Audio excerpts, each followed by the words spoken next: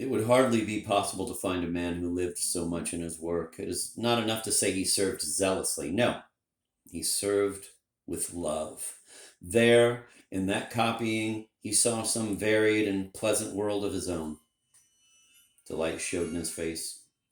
Certain letters were his favorites, and when he came to one of them, he was beside himself. He chuckled and winked and helped out with his lips so that it seemed one could read on his face every letter his pen traced. If his zeal had been rewarded correspondingly, he might, to his own amazement, have gone as far as state councilor. Yet his reward, as his witty comrades put it, was a feather in his hat and hemorrhoids where he sat.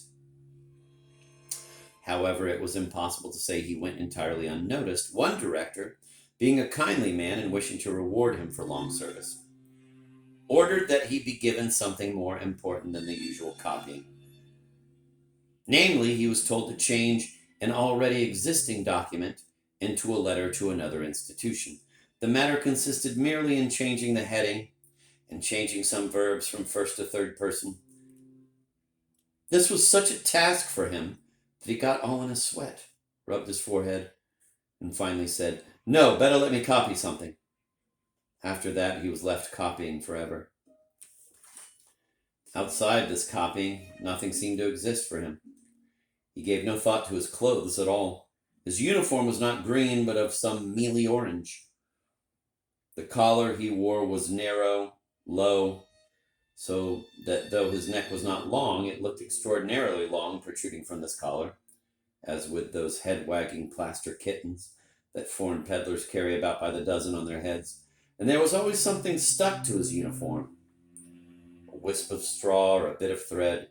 Moreover, he had a special knack, as he walked in the street, of getting under a window at the precise moment when some sort of trash was being thrown out of it, and as a result, he was eternally carrying around melon or watermelon rinds and other such rubbish on his hat.